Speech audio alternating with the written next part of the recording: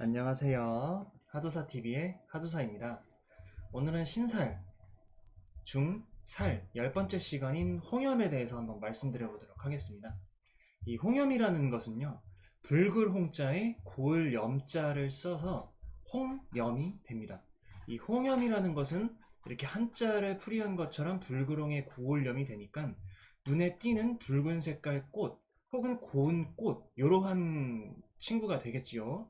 그렇기 때문에 이 홍염을 보통 해석을 할 때는 외모가 좀 화려할 수가 있겠구나 라는 것을 알 수가 있겠습니다.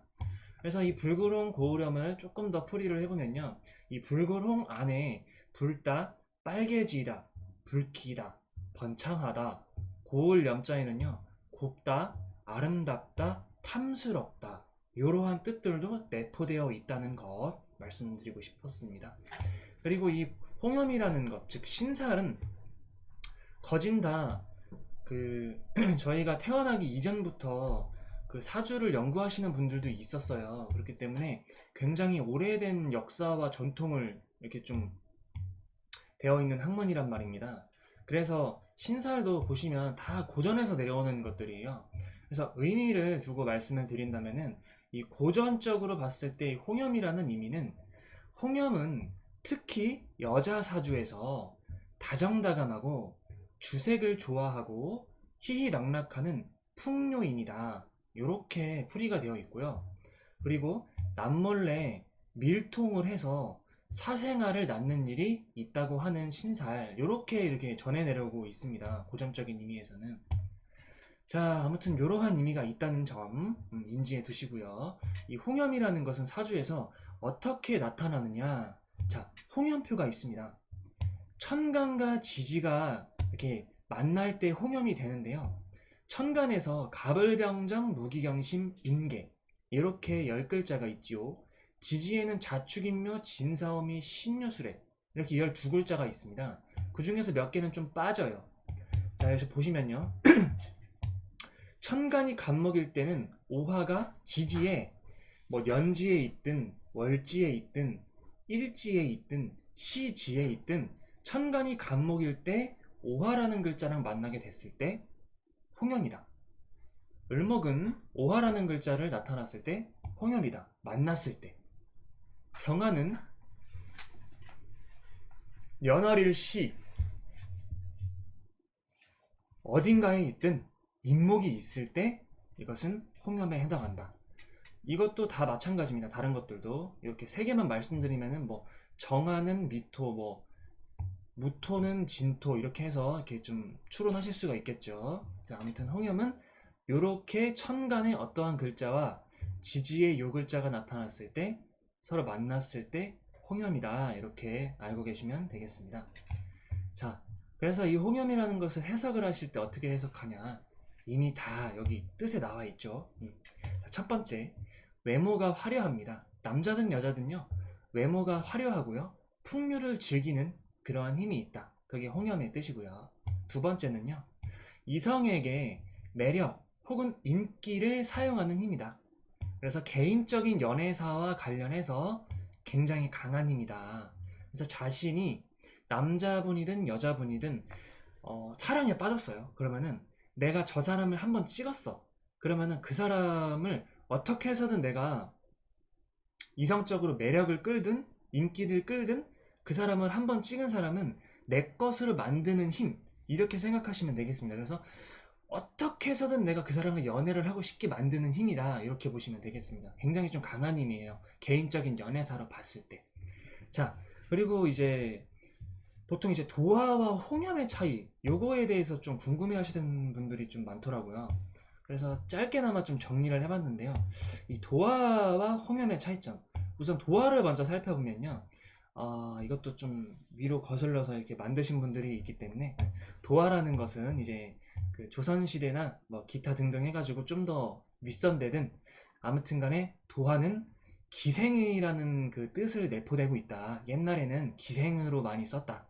자, 이 기생은요, 나쁘게 보실 필요도 없습니다. 기생이라는 것은 기회가 뛰어나다는 거예요. 즉, 노래라던가 무용이라던가 그 다음에 뭐 학문적으로 뭐 시를 이렇게 뭐 하는 힘이라던가 문학적으로 글을 쓰는 조예가 있다거나 그렇게 되는 힘. 그렇기 때문에 노래, 무용, 시, 문학 등에도 조예가 있으니까 기생이라는 힘은 종합 예술인이 될 수 있는 힘이다라고 이렇게 인정을 받는 힘입니다. 자, 고전에서는 문화인으로 인정받기도 하였음이라고 제가 이렇게 적어놨죠. 왜냐하면요, 자, 생각을 하면은 기생이라는 것은 술 딸고 뭐 술집에서 이렇게 춤추고 아름답게 해서 남자들을 홀리는 매력, 혹은 춤이라는 것 자체가 유혹이라는 힘이 있어요. 그렇기 때문에 다른 사람들이 나를 퐁당 빠뜨리게 하는 힘. 그렇기 때문에 뭔가 재능과 끼가 있다라는 것이죠. 근데 현대적으로 왔을 때는 연예인으로 치지만은 예전에는 춤추고 노래하는 데가 기생집 혹은 뭐 문화에서, 그러니까 그냥 땅에서 즐기는 거예요. 그런 거밖에 없었단 말이야. 그렇기 때문에 이렇게 문화인으로 나라로부터 인정을 받을 수 있는 힘이 그나마 기생이 가능성이 높았다, 이렇게 볼 수가 있는 겁니다. 그렇기 때문에 도화가 있다고 예전에는 기생이라고 이렇게 쳤지만 절대적으로 나쁘게만 볼 수가 없어요. 그렇기 때문에 이 도화라는 힘은 문화예술인, 이렇게 생각할 수 있습니다. 그래서 현대적으로 봤을 때는 기본적으로 자오묘라는 것이 왕지에 해당이 되고 기본적으로 그것은 도화다라는 그런 개념을 갖고 있죠. 그렇기 때문에 자체적으로 그 존재만으로도 대중들에게 어필이 자동적으로 되는 힘. 그렇기 때문에 연예인에 많이 쓰이는 힘이 도화고요. 홍염이라는 것은요, 본능이에요, 본능. 그렇기 때문에 사창가라고 표현을 합니다. 예전에는. 그렇다는 것은 홍염은 원초적인 것. 그렇기 때문에 사람으로 생각했을 때 밥 먹고 싸고 뭐 이런 거 있잖아요. 절대적으로 우리가 못하면, 그러니까 죽는 거,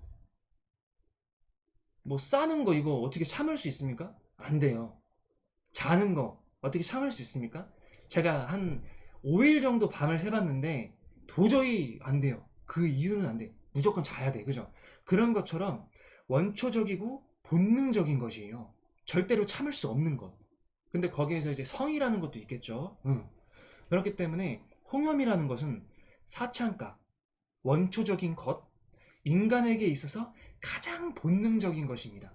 그렇기 때문에 본능적으로 치명적인 매력, 관능적인 매력, 섹시한 매력, 이런 게 될 수가 있습니다.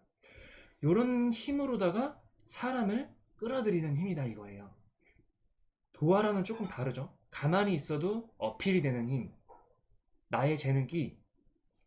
홍염은 원초적이고 본능적인 것, 치명적인 관능에 해당이 되니까 이것을 이성적인 문제로 봤을 때 도화보다는 강한 힘이다라고 말할 수가 있겠습니다.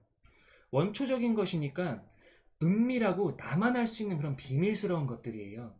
그렇기 때문에 홍염은 은밀하고 비밀스러운 매력이 있다. 그래서 이 홍염은요, 꽃으로 만약에 비유를 하게 된다면 도화는 복숭아꽃 이렇게 되잖아요. 홍염은요, 불구롱에 고운 염자를 쓰니까 자체적으로 붉고 고우니까 눈에 띈단 말이죠. 근데 잘 생각해 보세요. 한 번 눈에 띄었어. 근데 그 꽃으로 태어났어요, 만약에. 금방 시들고 금방 질려요. 잠깐 반짝이는 것 뿐이야. 여럿 중에 눈에 띄는 거니까. 그렇기 때문에 이 비밀스러운 매력을 어떻게 사용할 것인가를 연구를 해야 되는 게 홍염살을 가진 사람들의 그런 힘이에요. 그렇기 때문에 스스로 매력을 발산하여 대중들에게 나 자체를 알아보려고 노력하게 하는 힘입니다. 그럼 도화랑 차이가 있겠죠, 그쵸? 이렇게 알아보시면 되겠습니다. 그래서 홍염은 스스로 매력을 발산해서 사람들이 알아본다. 그래서 좋고 싫음이 탁 나타난다.